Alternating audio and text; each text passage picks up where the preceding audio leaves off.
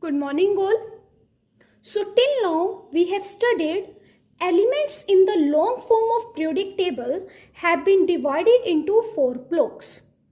That is S, P, T and F block. So today we will discuss about the general characteristic of these 4 blocks. First of all, let us discuss the general characteristics of S and P block. So, first general characteristic of S and P block elements are: first, they are soft metals with low melting and boiling point. As you know, S block elements lie in the left side of periodic table. So they are soft metal having low melting and boiling point. Whereas P block elements includes metalloids, non-metals and metals. But number of non-metals is much higher than the metals. Second, they have low ionization enthalpies and highly electropositive in nature. Whereas the P block elements have higher ionization energy than S block elements. S block elements lose the valence electrons very easily to form +1 and +2 ions, and they mostly form metallic compounds and ionic compounds. Most of the metals except beryllium and magnesium of this block impart characteristic color to the flame. P block elements mostly form covalent compound. Fourth, S block elements are strong reducing agent, whereas P block elements are having higher oxidizing character, which increases from left to right in a period, and reducing character also increases from top to bottom in the group. Now let's do the general characteristics of D block elements. So first, they are hard metals, malleable and ductile. Second, they have high melting and boiling point. Third, they show variable oxidation state. Fourth, they form both ionic and covalent compound. Sixth, they form mostly colored compounds, and they are paramagnetic in nature. Why paramagnetic? Due to the presence of partially filled d orbital, or you can say due to the presence of unpaired electrons. Sixth, zinc, cadmium and mercury have electronic configuration n-1 d10 ns2, which means fully filled electronic configuration. So due to this, they don't show most of the properties of transition elements. Now let's do the general characteristics of F block elements. First is, they are heavy metals. Second, they have generally high melting and boiling point. Third, they form generally colored compounds, again due to the presence of unpaired electrons. Fourth, most of them are paramagnetic, again due to the presence of unpaired electrons. Fifth, most of the actinoids are radioactive and man-made. So now let's do some question based on that how to predict position of an elements in periodic table. So for this you have a question that assign the position of following elements having atomic number 19, 26 and 15. Now, to assign the position of the element, you need to know period, block and group number. And to find out the period, first of all, you have to write the electronic configuration. And for 19, the electronic configuration is 1s2, 2s2, 2p6, 3s2, 3p6 and 4s1. Now, to find out the period, you need to know the largest value of n. And in this, the largest value of n is 4. So, period is 4. To find out period, you need to know the largest value of n. And the largest value of n is 4. Now, let's find out block. And to find out block, you need to see the last electron enters in which orbital. As you can see in this, the last electron enters in the s block. The last electron enters in the s block. So the block is s. Now, let's find out group number. To find out group, you need to know the last electron enters in which orbital. In this case, you know the last electron enters in the s block. And for s block, the group number is equals to number of valence electron. Again, group number is equals to number of valence electron. So, number of valence electron in this case is 1. So, it belongs to group first. So, for atomic number 19, period will be 4, block will be S and group will be first.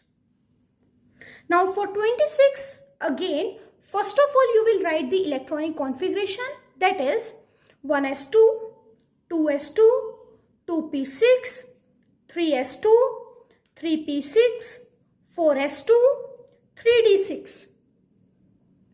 Now, in this, to find out the period, you need to know the largest value of n. And as you can see in this, the largest value of n is again 4. So, period is 4. Now, to find out block, you need to know the last electron enters in which orbital. As you can see, the last electron is entering in the d orbital. So, the block will be d. Now, let's find out group. Now, in this, as you know, the last electron enters in the d orbital. Now, to find out group number for the d orbital will be 2 plus number of electrons in n-1 d subshell. 2 plus number of electrons in n-1 d subshell. 2 plus how many number of electrons are present in the d subshell? That is 6. So, 2 plus 6, that is 8. So, the group is 8. Now, for 15th, again, first of all, you will write the electronic configuration. Now, the largest value of n is 3. So, period is 3. For block, last electron enters in the p orbital. So, the block will be p. And the group number, now the last electron is enters in the p orbital. So, you will find out the group number by the formula 12 plus number of electrons in p subshell.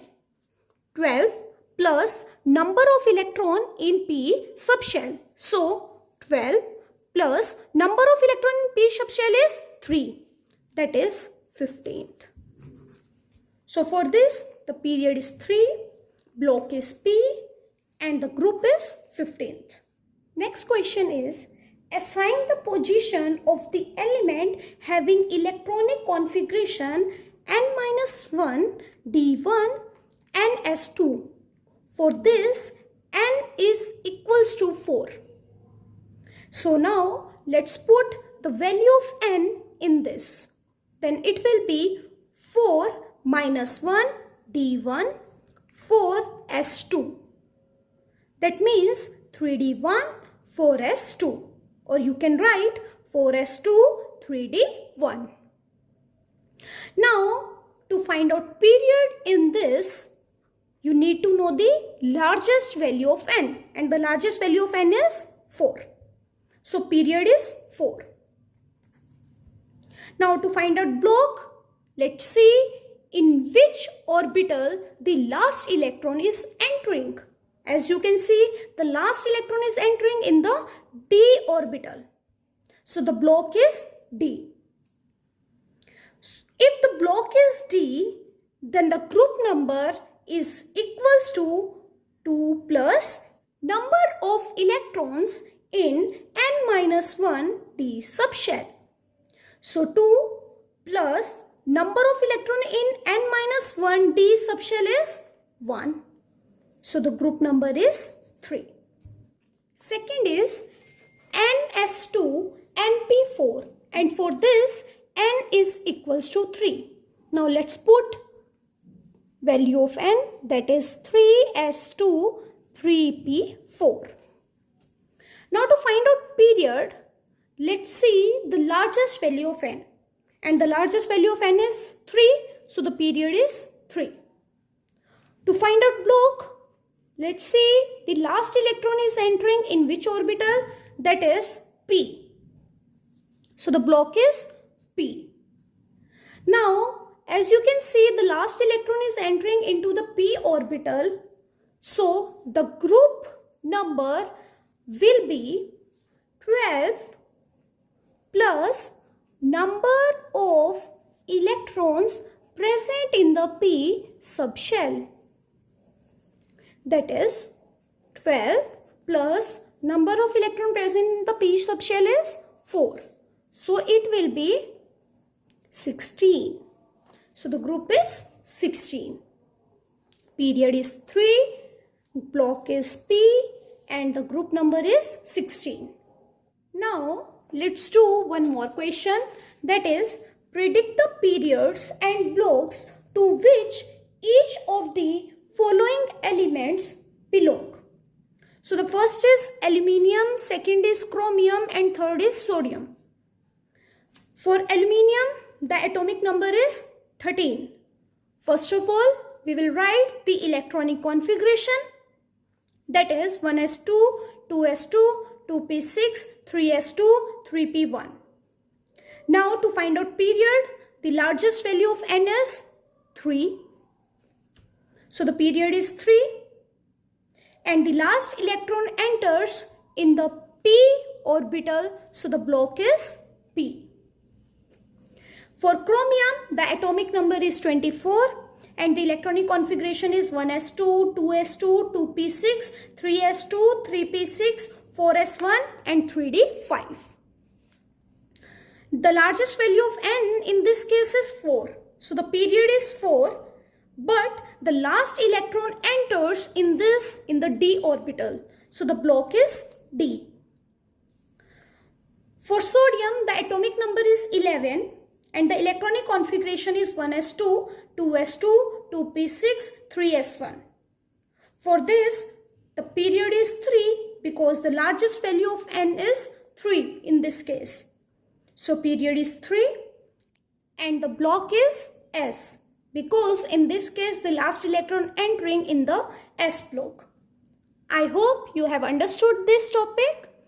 Now let's do what are the limitations of long form of periodic table.